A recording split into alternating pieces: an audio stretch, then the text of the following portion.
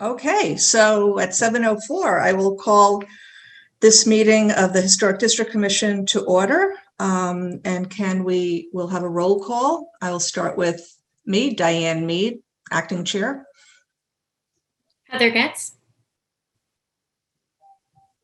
Scott Wilson. I think you got both those. Scott Wilson. And Chad Allfeld. Great. And I would like to appoint Chad as a regular member this evening. And before we go into our applications and public hearings, we need to do a new election of officers for the Historic District. At this point, I have been acting chair because I was just a vice chair, but I would like to recommend that Heather Getz, who has agreed to take on the chair position. Laura, I'm not sure about the procedure for doing the vote. It would be a nomination and a second and a vote. Okay, then I nominate Heather Getz as the chair for the Historic District Commission. Second. And then all in favor? Aye. Aye. Vote aye. Okay. And then do we still need to fill on the other two positions, Laura? Okay.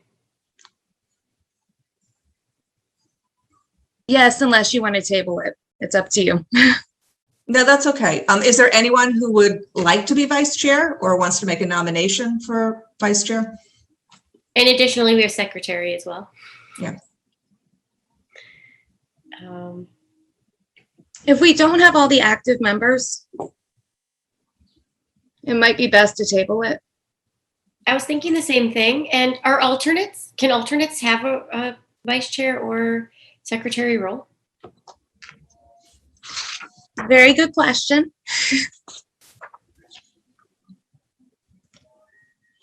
I think that's tough to appoint. I believe it has to be active. Okay, this is what I suspected, but I just thought I would ask. Diane or Laura, can I make sure I understand who the regular members are currently and who the alternates are? If we know. The regular members are Heather, Patty, Scott, and myself, and you and Mark are alternates. And hopefully we are getting another member that's in process. So, and I believe that's a regular member because we need five. We need 5 regulars. Okay, so then do I pass this over? Oh, well, this is now Heather's applications. Yeah.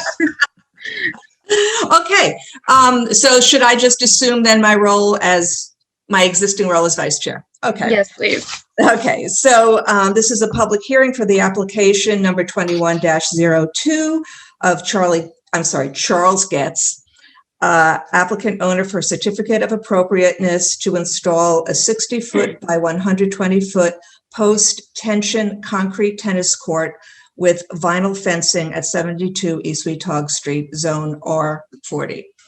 And I believe there has been an amendment to change the fencing. So if Charlie or Heather wants to talk to us about that. Yeah, so I think there were a couple of issues when we first came before the board. One was that the placement of the court was a little too forward towards the street, where the front edge of the court needs to be behind the front edge of the house. So we've moved that back by about 15 feet, which gets us about 10 feet past the house, as it were, to be compliant with that particular issue. We then had a few concerns around the vinyl fencing, about sort of the size of it, the height of it, and just sort of the gloss of it in headlights, etc.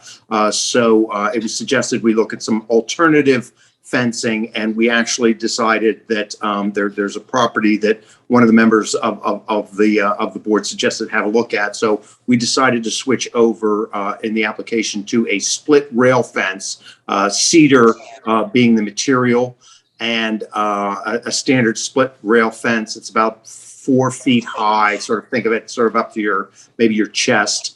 And just sort of on the far end and the near end of the court, and then with no sort of permanent netting, but we would during the course of play use a sports netting, which is sort of analogous to sort of a pitchback or something you would see netting around a football or a baseball field or a golf field, which would be temporaries where you just put it up on the split rail during play, and then it wouldn't be there outside of play. So Charlie, you'd have to put that up and take it down each time you're using the court, or is it just like spring, summer? You'd have, is it a seasonal thing? I think it would be a seasonal thing. So, and I think there's a couple of pictures that were submitted. So from about 30 feet, you can't see it. But we would probably, I think the realistic use case would be put up in the spring, taken down in the fall. And so I think seasonal is probably the more honest representation of it. But candidly, from about 40 feet to 50 feet, it can't be seen. It would probably be about 150 feet back from the street. So the split rail would obviously, you could see that. I think it's unlikely, or actually quite, just you wouldn't be able to see the netting, as it were. And I guess just procedurally, if it is not a permanent installation, Laura, is that something that we still have to look at? Since it's still going to be visible from the road for a portion of the year, I would say yes. Okay, all right. And the color of it is, Charlie, I'm sorry, you said green? It would be black. Black, okay, yeah. Black tends to, I like that, because black tends to disappear. Yeah, it would. I mean, and I think from the street, I wear glasses, so I clearly wouldn't be able to see it. I think a fighter pilot would be able to, but that would sort of be the bid ask. Okay, thank you. Do any other commissioners have questions? I don't. Diane, I don't think you were with us when Charlie and Heather presented this originally. No. So Charlie sort of all well said, and I think this works. I just want to, maybe just clarify the earlier comments I had made, and certainly not being in person, we can't see materials. And so when it was something like vinyl, again, the question of the type of vinyl, et cetera, I think AZAC, I think is what it may be referred to now, that like a Walpole uses, which doesn't have that sheen. So there are vinyl products that don't have that glare that gets caused, so to speak. And the other was, Diane, that one of the things I had noted was I've observed, and there was one example here in town, tennis court fences that are lower. The one in town happens to be on the western side of town and is a split rail fence. I think they probably actually have a permanent, probably mesh wire on it. I had a similar thing on my split rail back here. And again, the black does disappear, if you will. And probably there's another split rail, I think, on the road that also has black wire on it as well. And I would just note, just for what it's worth in terms of examples, but never conveyed this, I pulled this up when we were on the last meeting, is I've seen examples also of picket fence style. So, I hadn't had the opportunity to convey that to anyone, and we're not here trying to tell people what to put up, but just examples of things. But I've seen a low picket type style fence done for tennis courts like this as well. So I think the split rail certainly is a nice option here. And I wasn't necessarily objecting to the style that was brought forward before, but did have input on the product, if you will. What's the type of material and a consideration for the lower style fence.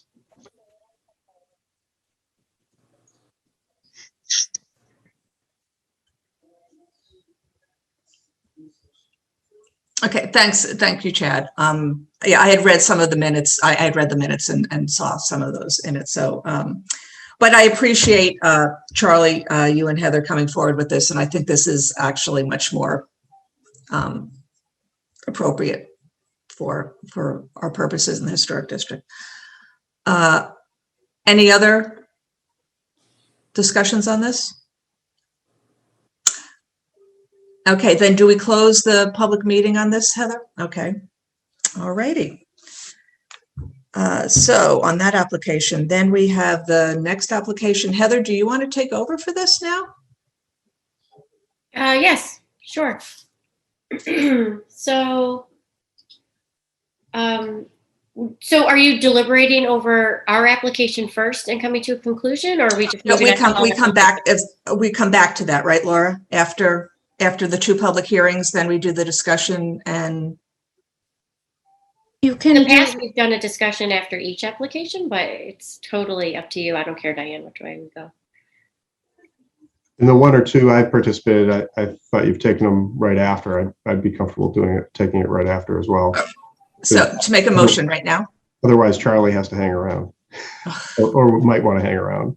It'd be nice. I'm sure he would be happy to have the motion taken sooner rather than later. Charlie is having the time of his life right now. I'm just saying. Yeah. Can I just make one comment about the fence before we vote? If Yes. that's okay. It seems like nobody really has an objection to the metal mesh on the split rail. So is that something that you would prefer, Charlie? So you don't have to make it seasonal, or is... You know what? I appreciate actually, that. I'm sorry, since you guys closed the public hearing now, Charlie can't speak anymore. I do apologize. Can I reopen it? No? Okay.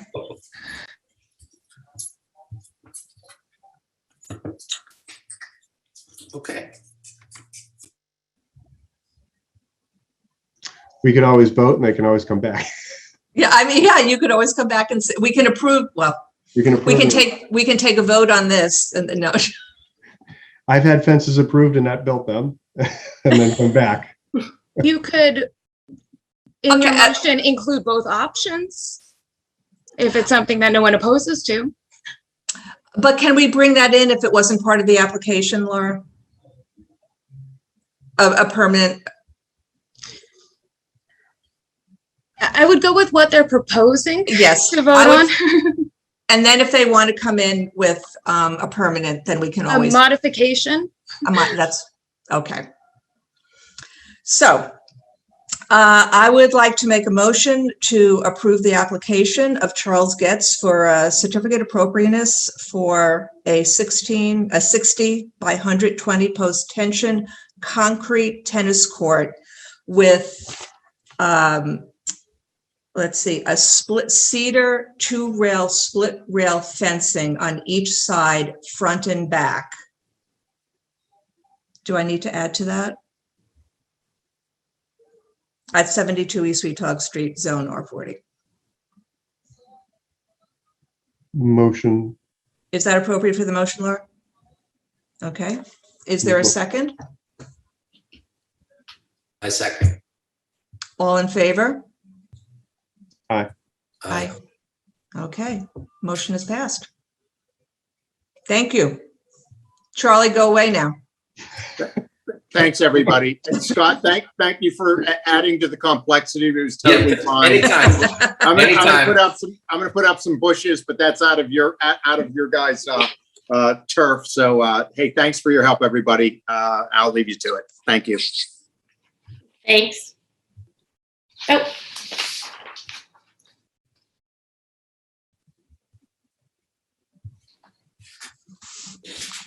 Okay, now, Madam Chair, would you like to take over? sure. Okay, so now we have application number 21/04 of Ronald and Stacy Myrano, applicant owner for certificate of appropriateness of a single family residence with accessory structures at 36 East Weetog Street. And so today they are going to just make some clarifications and present on 3 outstanding items that we had from our last meeting, which was stonework, windows, and doors. Thanks, Heather.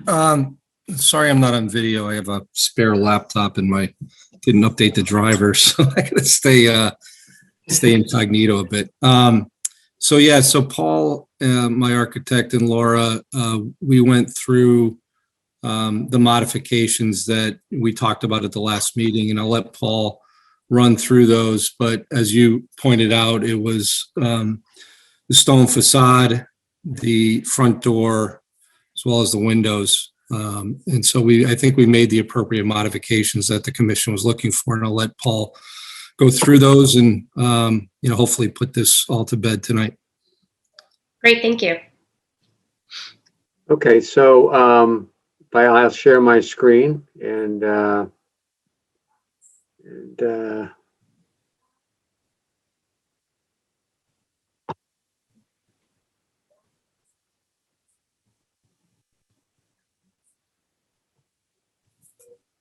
everyone see that?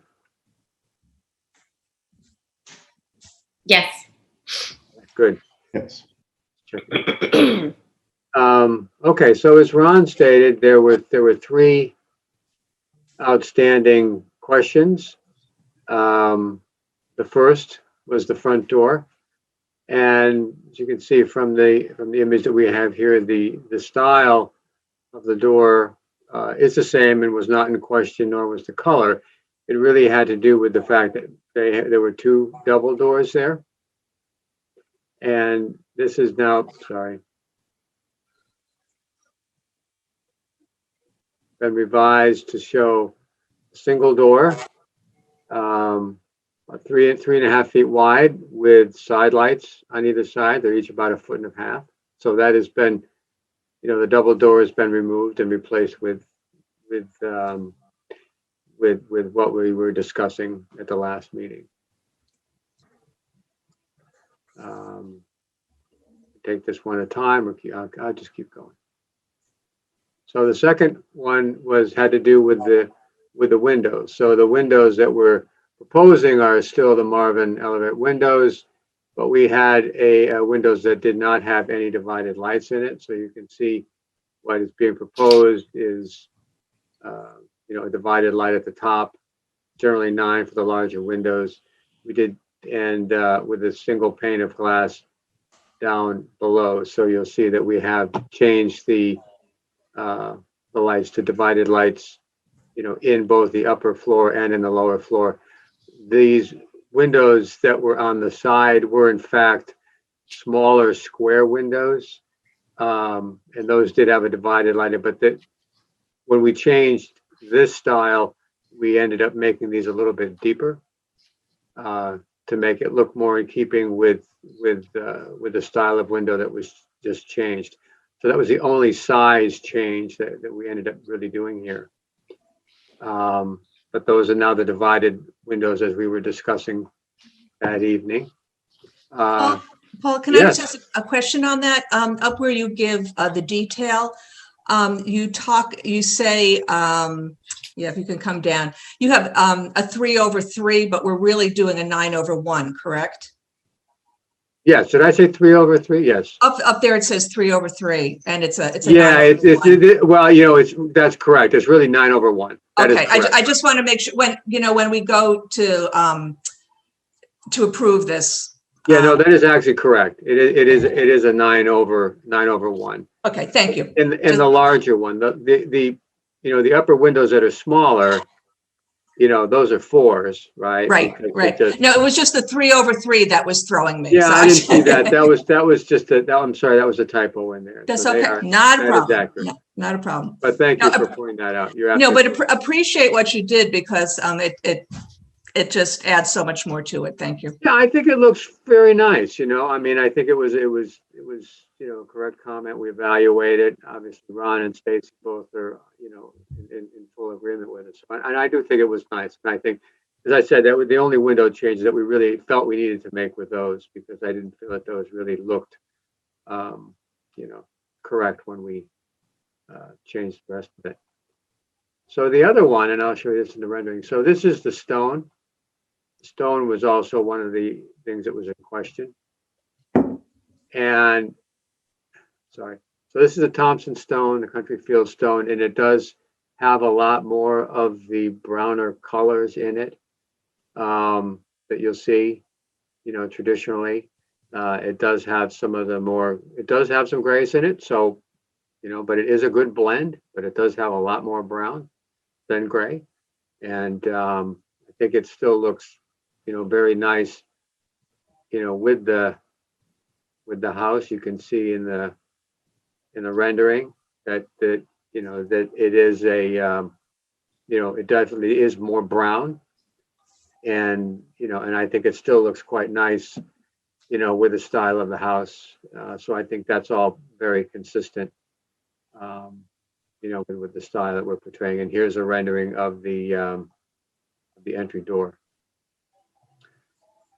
So those were the 3 questions, and that we looked at and answered and looked to respond to. So I don't think I have anything more to add about them, because those were the only changes we made.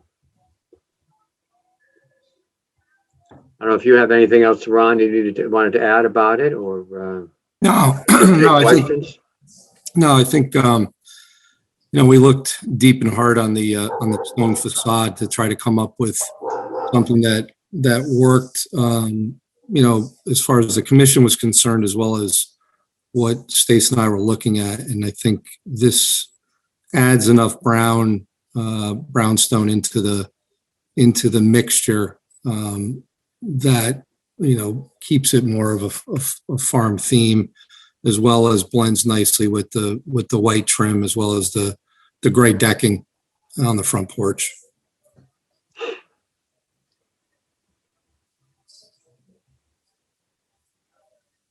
Okay, great. So does anyone have any questions?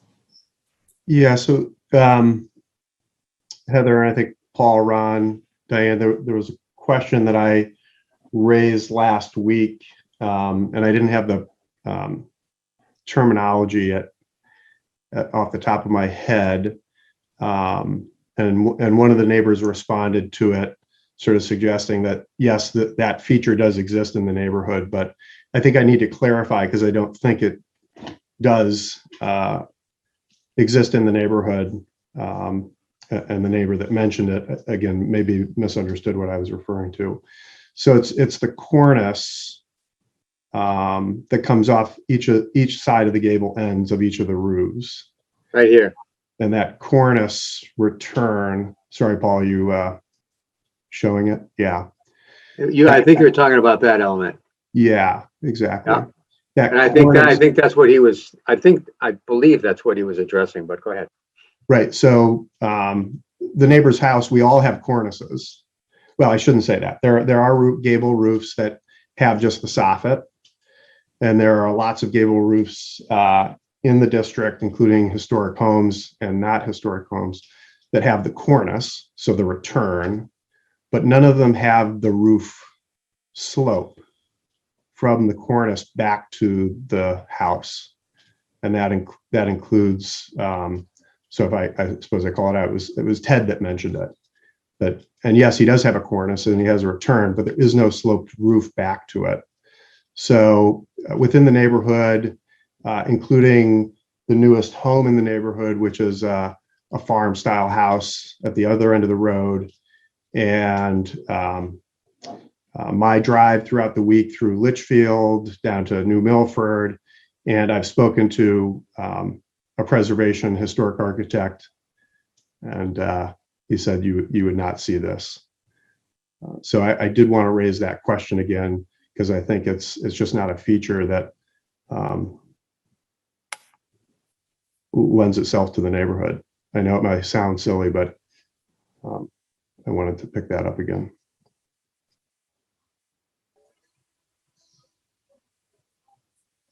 So Paul, I think, no, go ahead.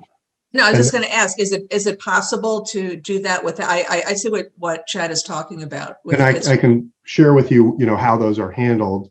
They are flashed. So mine are flashed, all of them in the neighborhood are flashed. And it's not that they don't have any slope. It's just so modest that they appear to be flat, right? So what you're looking to do is in that cornice return, you don't want water collecting there. Correct. All those cornice returns in the neighborhood and where you see everywhere, outside of, say a new subdivision, you wouldn't see that. And they're flash and you have a very modest slope to it where it appears flat. So I think that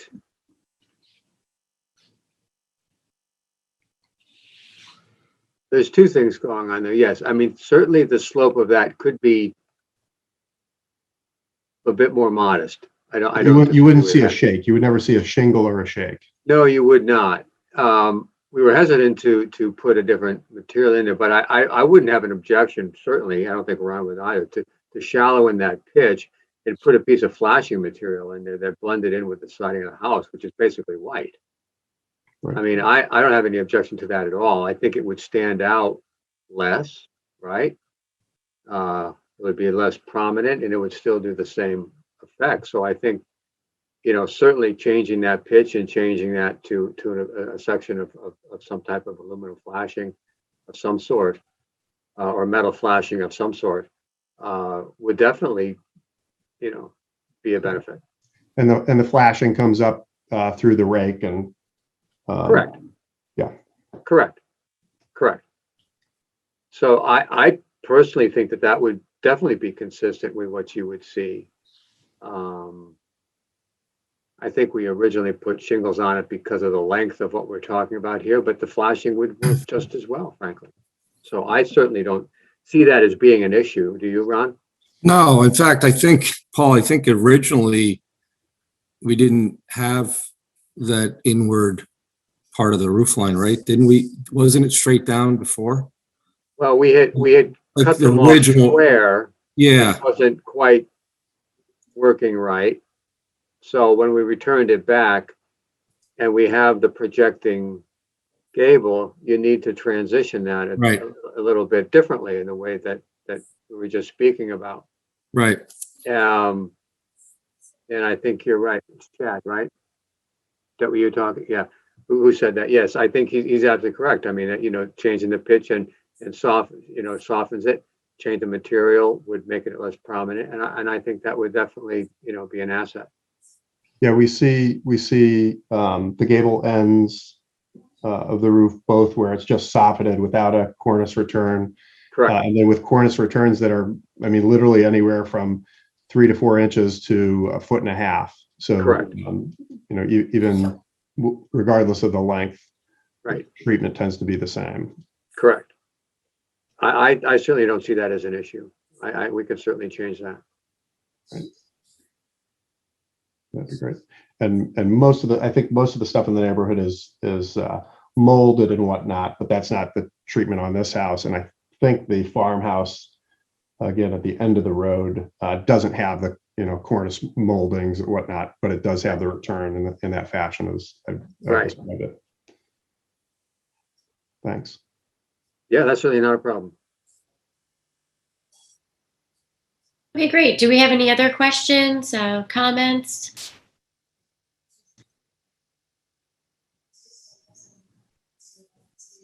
Okay, great. So, Would you like me to stop sharing the screen? oh, yes, please. Okay, Thank you. you're welcome.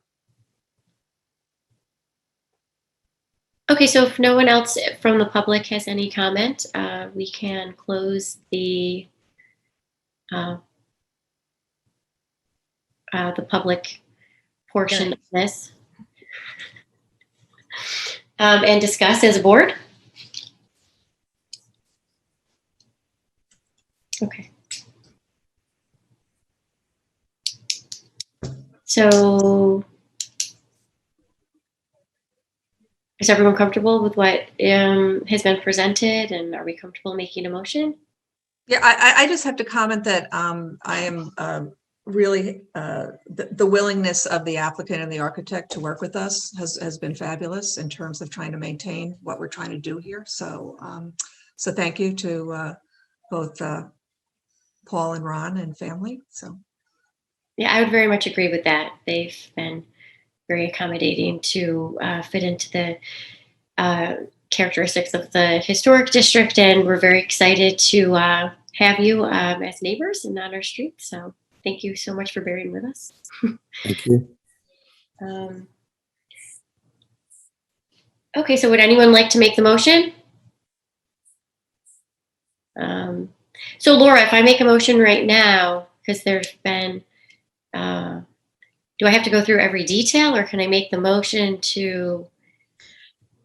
It would be best to include the whatever details as far as the materials are concerned as conditions for any like changes. I most certainly would make it for like the change of the pitch that was discussed tonight, the door per plans provided on this date, the newest plan set and not the ones previous to it. Okay. do you have the original motion, Heather? The that we got from staff? I think it's still uploaded in the Dropbox. Can we make this a joint effort? Because I have it, Yeah. but if we could get some help, you know, I'll read this, and then if we have to make changes to it, does that work? That sounds fantastic. Thank you, Diane. Okay, so a motion to approve application 21-4 on behalf of Ron and Stacy Morano, applicant owner for certificate of appropriateness to construct a single-family resident per plans provided. Certificate of appropriateness is subject to the following conditions: roof material 30-year architectural shingles, siding material LP Smart siding with 6-inch corner trim board, AZAC flooring for front porch deck, a natural stone facade, which will be the Thompson Stone Country Field Stone square and rectangle. Is that correct, Paul?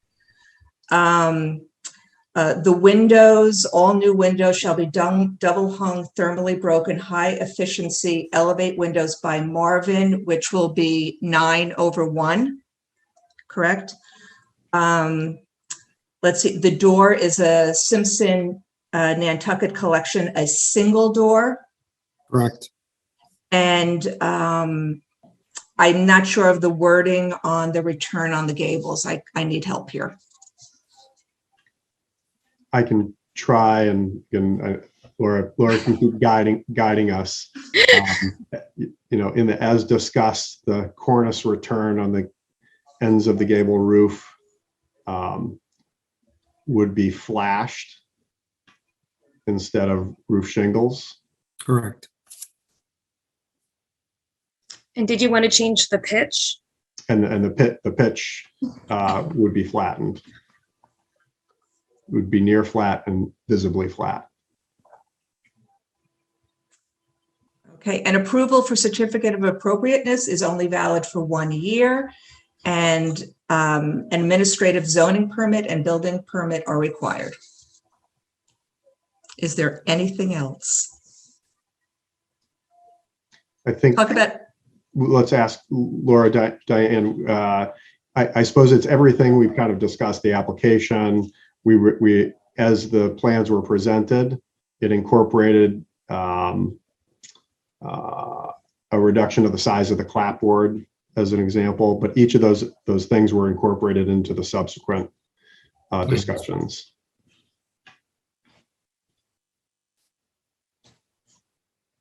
So you could include per plans provided on this date as well.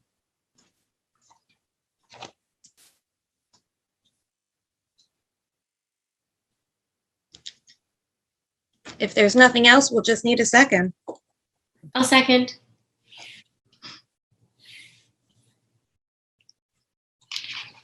All in favor? Aye. I, So the board approves unanimously, and we welcome you to the neighborhood. welcome to the neighborhood. Thanks, guys. Thank you very Excited. much. I appreciate Very everything excited. you've done. Laura, thank you for helping us through this. Yeah, it was, Very much. talk about a team effort. I know. All right. We're excited to have you in the neighborhood. It'll be fun to watch it go up. Thanks. So Jen. when do you think you're gonna break ground, Ron? Well, we're gonna clear the land first and then we'll do foundation work, most likely end of July, Great. early August. I'm hoping to have it buttoned up like from the exterior work at least by the time snow falls. So we're still in that time frame, but I'm glad we got it approved tonight because there's a lot of stuff to do before the snow flies. I'm sure you're anxious. Yeah. Ron, if I can, have you thought about transplanting any of the trees? We looked at that. I could explore it with you. Certainly. I mean, there's actually some of the trees on the left side of the property that we were looking at, but until we do the initial clear, it's hard to kind of tell some of those, if they are transplantable. Yeah. So It's not easy, but it was a nursery, so they may have been properly seeded, so to speak. yeah.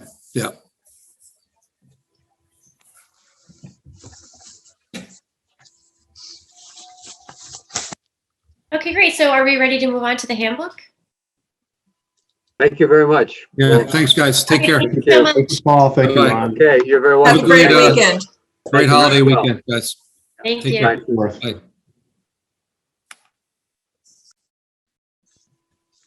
So we actually have two of our consultants here tonight, Rory and Ken Livingston, who can present some of the handbook updates and can answer any questions. I believe you guys got the link previous to this. Hopefully you had an opportunity to review it for the Yes. changes that have been made. I don't know if Rory or Ken who want to take over. Hi, everybody. Yeah, no, we just wanted to kind of, I know that the handbook's been distributed out to the members, and so we thought this was a good opportunity to just circle back with you guys, hear any of your initial thoughts about what you think so far. I know we'll be looking to you guys for any edits or comments or feedback, things, you think we got right, things we got a little off, things you want changed. I would ask, I think Laura commented out to the group that that link will work and allow people to comment in the same document. So you'll be able to see what other people have said. And that would just help us as we get into the edits to really effectively incorporate all your feedback into that document. So. Rory, I apologize. You're just saying, and this is me trying to look at something and not paying as close attention as I could. You're suggesting you're taking comments to the document, and that those can be observed. And who is supplying comments? Is that us or other? Yes, you guys. Okay. No, I was just saying that that PDF link that I believe Laura sent to you, you'll be able to make comments right into that document. So we'll be able to see them. Okay. Okay. So the one that we have, we can comment on the actual draft? Yeah, you can comment right in the PDF if you'd like, if that's. Or can we verbally comment to you? Oh, sure. Yeah, definitely. Yeah, definitely. Yeah. Yeah, we were this is Ken Livingston. We were just hoping either you all comment together so you can see each other's comments, or you organize them together with one set of comments so we don't get 6-7 individual emails of comments that maybe are contradictory. So we just want to make sure either everyone's seeing the same comments or you consolidate them at one point, because we just didn't want to have to chase down who's got the right comment, who's got the conflicting comments. So sorry for this. I don't know if I'm technologically challenged. Is this a Google Doc? Is it? I've opened it. And I guess I just have to start seeing if this operates like a Word doc or you said it's a PDF.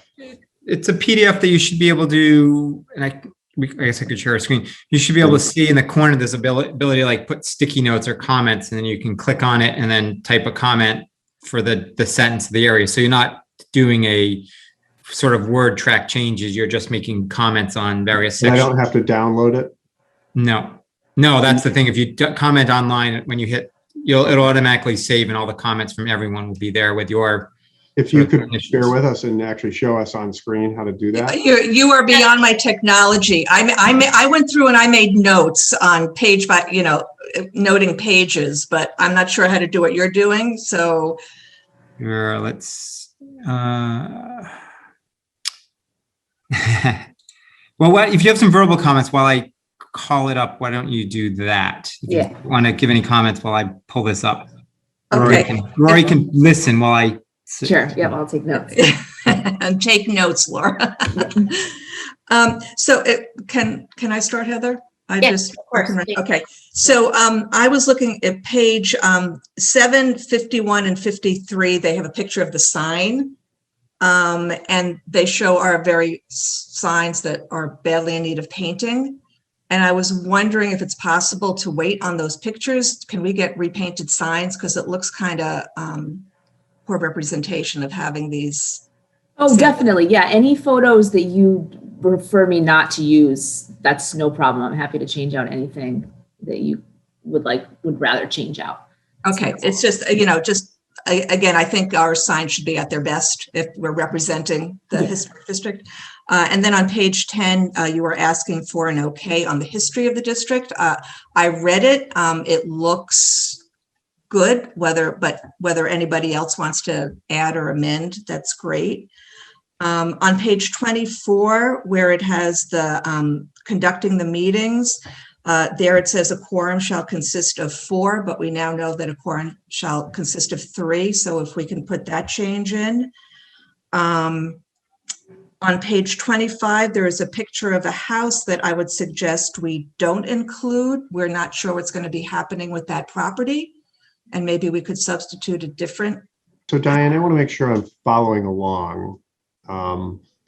So page 25. So the house looks to me like it's the Willis's house. No, I have, that's Mark Sullivan's house. I'm sorry, Mark Sullivan's house. Yeah, that's the, and there was some discussion at one point about doing something different with that property. So I'm wondering if we should have a better representation there than a property that could be in question. Do you know what I'm saying? I guess I didn't realize it was in question. I mean, I'm happy.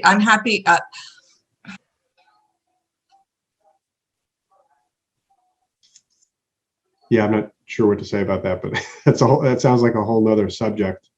But it's certainly a historic home. No, that's new construction. Oh, I'm sorry. I'm looking at the Willis's. No, look, I have on. That's why I'm confused. Okay, yeah, no, not the Willis. Certainly not. Mark Sullivan's. So I'm not sure why. So page 25, bottom of the page says 25 and the PDF says 25 and I see the Willis's house. Okay, let's see. Now it's coming up differently on mine.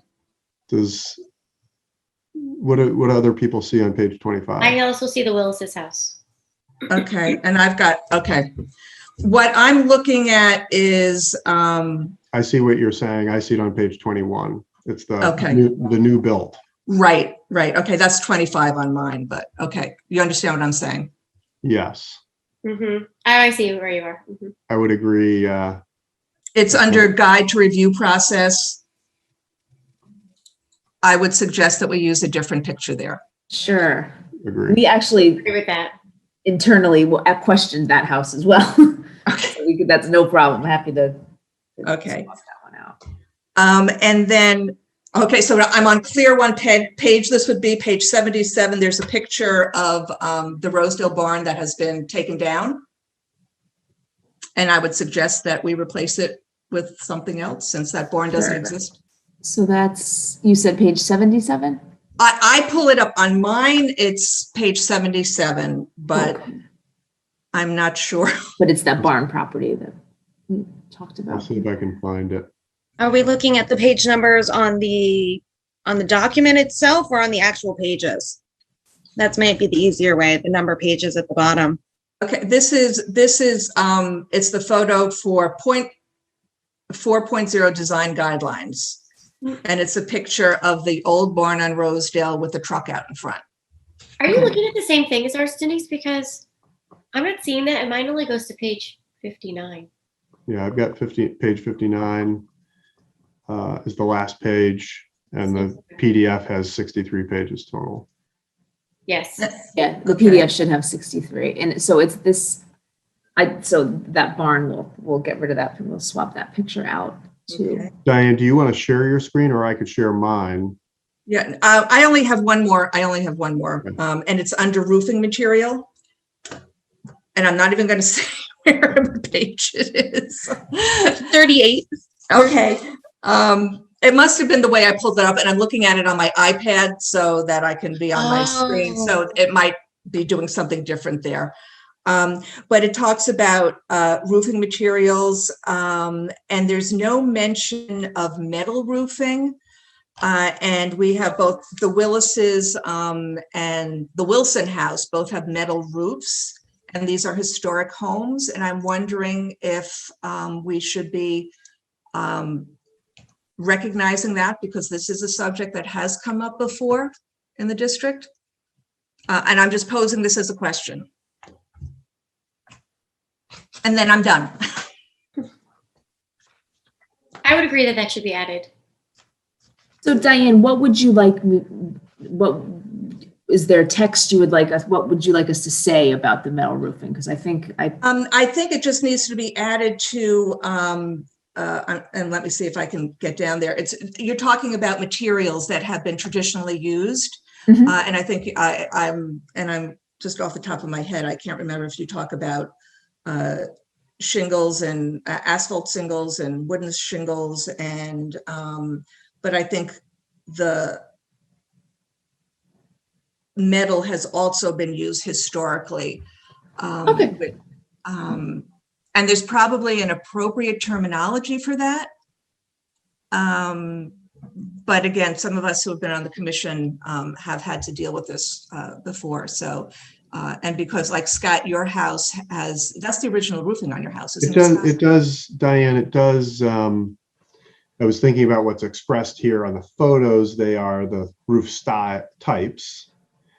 It is under maintenance. I don't see where it has a paragraph for materials, but under maintenance, it says in this area, wood shingle has been predominant roofing material. Slate, tiles, decorative pattern, and metal were also used in the 19th century. So the text does make reference to metal, which I think is important. But Okay, maybe I missed. Okay, as long as it's in there. Yep, and I agree, it should be. Because previously it was not, and Is that right? Okay. I recollect metal being in here. I'll check the old handbook. maybe it was, and because this was a Yes. subject of I don't know if it was metal seamed roofs, but metal roofs have absolutely been used since the 16 and 1500s. Now, And- well, do we want to address a metal seam roof? Because that has been appropriate, on agricultural buildings. I think Diane, for the purpose of the handbook, we don't have to specify everything. I think you might want to, personally, I'd just explore that a little bit further. But I think it's a good point. This is tough, and we probably always need an expert on each side, and that's the challenge sometimes, is that I think applicants don't have much in the way of background or expertise to be armed, so to speak, to hold the conversation. But it's tough. I don't know that we can call every single thing out in here.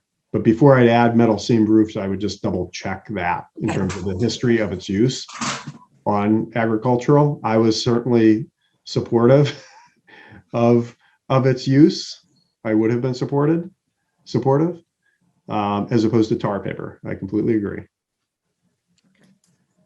Okay, I'm done. So I would, thank you, Diane. I would like to add as well. So on 16, when we look at the certificate of appropriateness application process, I'm just wondering, we've had a lot of new home builds, and, you know, I think that this makes sense of what's here for, you know, sort of the run-of-the-mill applications that we see. But when we see a new home build, I think sometimes I'm wondering if there's something in the handbook that we could put that's a little more added guidance, because their timeline and expectations of what to submit is different. And I think a lot of times people come in with a new home build, and it entails a little more, you know, of what we'd like to see, and the process is sometimes a little more elongated than when someone comes and maybe perhaps wants to put on a new porch or HVAC or something that is sort of a one and done type thing. And I'm looking, you know, from other commissioners that just it kind of think this through, if that's something that perhaps should be added, or side note or something along those lines. So Heather, I'm not quite sure. I just want to sort of clarify what you're suggesting. It seems like there's a concern about maybe the timeliness of response to a new home build. No, more just the process. So when someone applies for a certificate of appropriateness and you see the submit the application along with drawings and things, and the completed application, you know, just the process for a new home build and what is asked of people who present it, you know, is there something that we should have just that gives added guidance? Because, you know, I think one of the issues that people who live in the historic district or who purchase property in the historic district have is that they're unaware, or you know, they don't realize, they don't have, a lot of the residents in the town, I think, in the street don't necessarily have the handbook, use it as a reference when they come forward with an application. I agree with you. They don't know to use it until we say. But I don't know how you change the handbook in such a way that it gets them to use a handbook. Well, no, but I'm saying if you have a new home build, just a little more guidance in the certificate of appropriateness of what the expectations are. So you're saying the certificate of appropriateness application itself, not the handbook. Right, just the process on page 16 of sort of what the process entails when you're applying for one. You know, is there a way to put a little bit of a side note or a little more of the new home build? Okay, so for a new home build, we would like to see, you know, not only plans, but perhaps the scale and what we're really looking for, materials, and just sort of maybe a little checkoff list or something for them. Is that part of the next page? I don't know. I think the next page has some of those expectations on it. Yeah, I was going to say, I think there's something that talks about prior to putting in the application to come to the board, you know, and just talk to us. I think that was part of the process, and I don't know what page it was on, and I'm not even going there. Oh, on 17, there's some X's for new construction. Mm-hmm. Yeah, okay. I think also just practically, back in the day, real estate agents were contacted when a house went on the market or land would go on the market to remind them that it was in a historic district. And that's when we physically had handbooks to hand out so that they were given to it, so that you know, buyers, potential buyers had that information. Now, obviously, we have not had a hard copy of handbooks for a long time. And I think people are they know they're in the district, but they're unaware of what that really means. And I don't know that the real estate agents are interested in, you know, in conveying all that. So perhaps part of what we need to do is, once we have our new handbook, I'm assuming that we will have both hard copies and it will be online, Laura. So that, maybe we can figure out a way if, when the sign goes up on a house, to make sure whoever the listing agent is contacted. Now, how we do that is another whole discussion, but you hear what I'm saying? Yeah. Yeah. Diane, you suggested that there was a reference. And so I should start off by saying, A, I haven't made my way through this new document, so my apologies. But you suggested there had been a reference to There was just something in the process, and it was consult with the commission. yeah, but it was Is that- just a little thing, and you're going to ask me to find it again. No, it's okay. Is that permitted? Because I think that would be a fantastic part of the process. You know what, Chad, we have done that every time we have done something to our house, and we've done a number of things. I've always come to the board before we put in our application to show what we were thinking of doing and to get feedback. Maybe that should be a step in the process. I mean, it would be a fantastic, okay, Laura's shaking her head a little I don't bit. think you can require them to come to you before they actually submit an application. You can suggest a pre-application review Yep. or a and that's- discussion with the That's commission. listed on officially page 15 of the document by page numbering. The first Okay. thing is a pre-application meeting. But you can't require it, but you can, it's suggested. Yeah. Strongly suggest.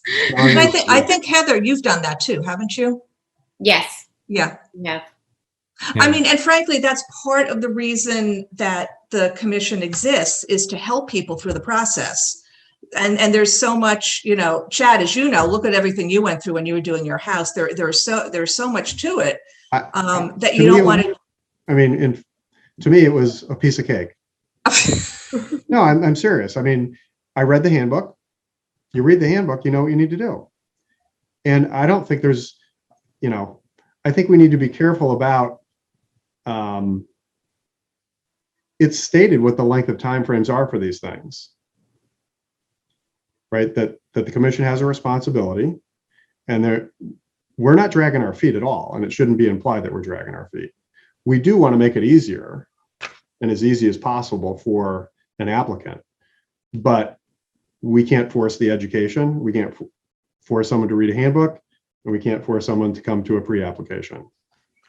No, It doesn't take a lot of time either. we can't force, but I think we should encourage, because again, that is part of why we're here, is to help people. And there's a big difference between putting, a fence or a small addition to building a full home. Right. And there are so many different parts of that again, it can just be a note in there that we are happy, happy to work with you before you actually put your application through. Because I think the other part of this is that we've also seen, Chad, is people come with the assumption that they put in their application and they're going to get approved. And it's going to happen very quick. And as we've just gone through, it doesn't happen just, you don't put your application through. There are, discussions and changes and things like that, which are not onerous, but it does take time. And people are anxious to build their houses. So I think just whatever we can do to help people is kind of our part of our job. And I can't remember, and again, I'm sort of learning on the job a little bit, whether or not any of these materials include source reference guides. It's probably one of those things that's sort of tough. You can't recommend who to use, but are there, can we provide links and resources? Or as part of recommendations, I don't know, the challenge is many people are engaging people that aren't familiar with historic districts also. People engage architects that don't have a background, or they're not familiar with the historic district. That, adds to the challenge, so to speak. There used to be resources in the library, and I'm talking about going way, way back. I don't know if they still exist. Anita Mueller would be a good resource on this. She knew all of that. So it's a good question, because if we can refer people. So maybe if I can sort of go back, quick other comments. Diane, you mentioned the property and a photo. And I think the photo you referenced was probably the newer construction on that property. Yes. On Mark Sullivan's. You didn't have a concern. Is there a concern about the brick house photo as well. So there are two photos of that property. One is the brick house and the other is the addition. And maybe I should ask another question of the consultants, because the handbook, let me ask a question this way. I had asked a few meetings ago, could we have a red line? And at that time it was suggested no, but I know that document, we can do optical character recognition. Now that may be a huge burden, but I don't know. I'm sorry, Chad, what do you mean by that? A red line shows what you're changing. Oh, okay. And we have an existing document, and And I I would, always think you should show what you're doing to the document. yep. So as I was working on this iteration of the handbook, I was doing that as well. I need to clean that up a little bit, but I'll be able to give you kind of for the red line, showing what is Okay. taken out and what's been added. I think that's a So it'll be fantastic clear. bit of process. But it was something that, putting this together with the images and the graphics and things like that, it wasn't easy to just, it wasn't as simply just cut and paste stuff out. Sure. I get the complexity of that too. Yeah. So yeah. I should be able to- Because one of the things that was referenced, and maybe the consultants worry, Ken, you can address, I think among that was defining the period of time of which the historic district covers. So when established in 1989 or 1991, when it was established, it defined the period it covered. And it specified a date as opposed to a rolling date. Now, I think, there's federal, there's state, and there's local. And the federal may require certain that things be rolling. But as drafted and presented in the website materials in the handbook, it's a specific date. And I believe some homes in the district fall out of it and aren't covered, so to speak. Well, And there is a list of contributing buildings, okay, contributing structures. And again, I believe that is with the town. I think it's on file with the town, Okay. which would be actually beneficial to see. And then those are the historic contributing ones. Then obviously other houses within the district still come under our purview because, but there's a difference. And I think what you're talking about is the contributing structures versus just general construction. Well, correct. I mean, there's a little part of which is every structure is potentially contributing. But if I want to take down a structure that was built in 1990, you might feel differently than if it was built in 1890. Correct. Correct. And that's what I'm referencing. And that's kind of what I was referring to. Right. So again, I'm wondering if the Sullivan's home is contributing or not contributing. Did it fall under that? It did not fall under, because that picture specifically is a new construction and the original home is non-contributing. Mhm. Okay. So we should have both of those photos out then. So I think what Chad's trying to say is that all of our photos, perhaps in the handbook, should be contributing structures.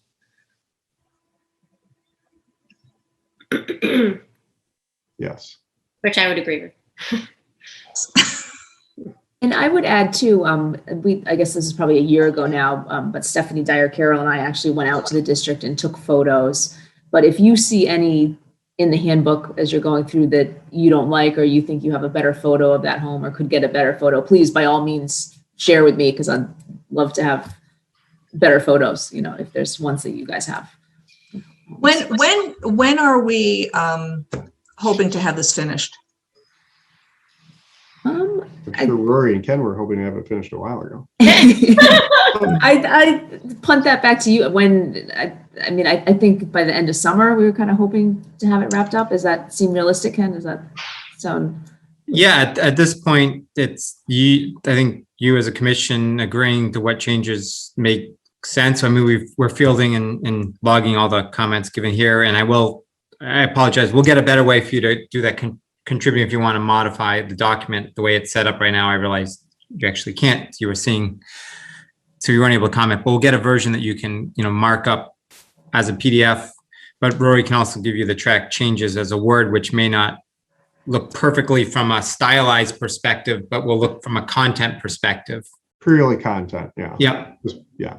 So we can do that. And then it's, to some extent, we would like to have it wrapped up only in a sense. We've taken some pictures, as you said, we took a picture of a barn, then I just realized now, yeah, that barn is gone. So we don't want to keep having to update pictures based on changes. But beyond that, I think that's in your hands to give us a review of a document that we can then do a round of edits, provide back to you for hopefully then a final review and sign off.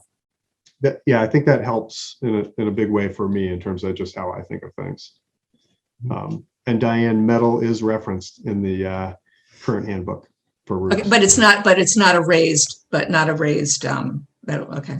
Right. It doesn't specify all the metals or the types of metals or the styles. So we can reference that. Thank you.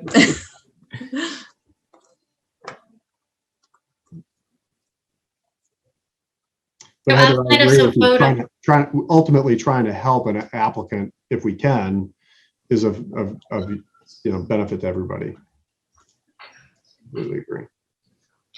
So when it comes to, so outside of some photo changes, and then, as you said, we will be able to edit or make comments on what we're seeing.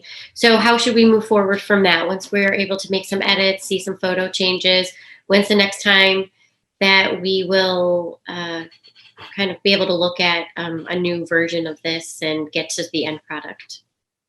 I would say as soon as everybody's had a chance to look at it and provide feedback, I think our turnaround time will be pretty quick, hopefully, depending on the level of effort of the edits. So I don't know if we want to plan to join on your next meeting or the following meeting. Really up to you guys how quickly you're able to review and provide comment.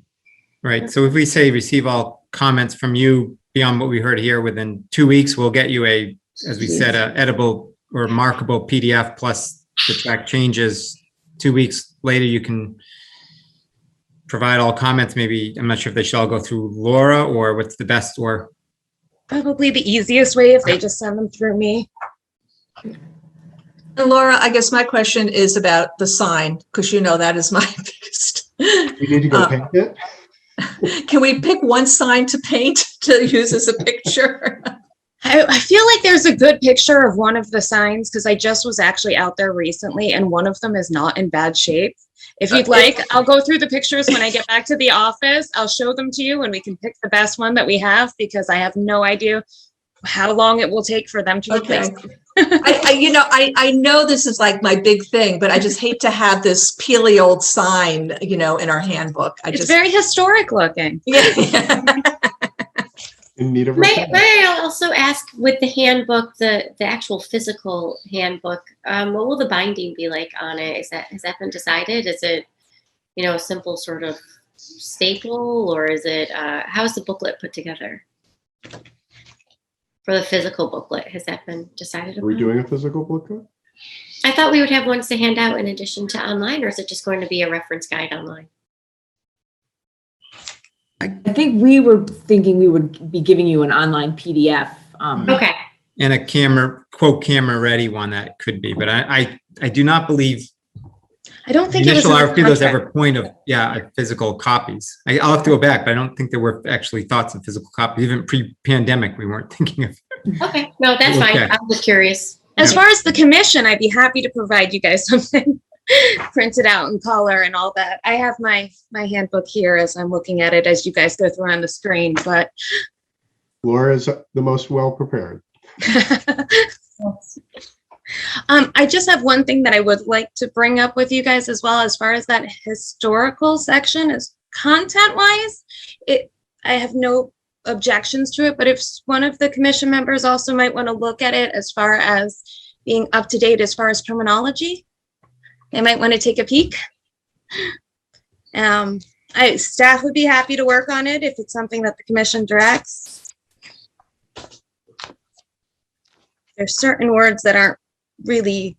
I think, Laura, if if that's an offer, there's That no, is an offer. I think having staff review, that would be much Okay. appreciated.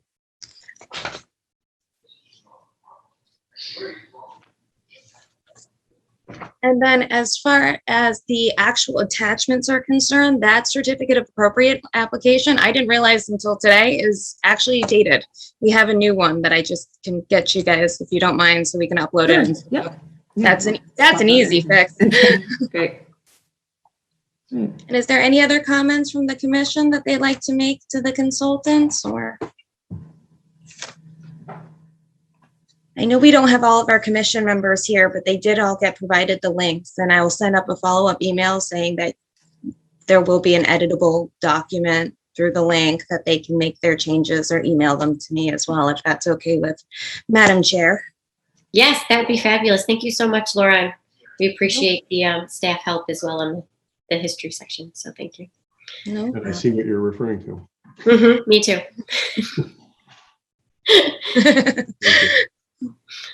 Just a thought. So yeah, so thank you so much. Thank you for being here with us this evening. Great. Really appreciate it. Thanks. Maybe, No problem. Diane, we could have a photo contest. Who has the best sign or the best house, right?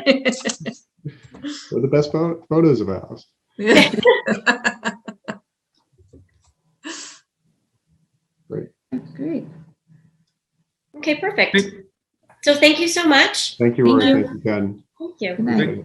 Have a Take good care. evening. Have a good board. Bye-bye. Thank you. Bye. Have a very nice Ken. Bye-bye. Thank you. Anything else, Heather? Or we?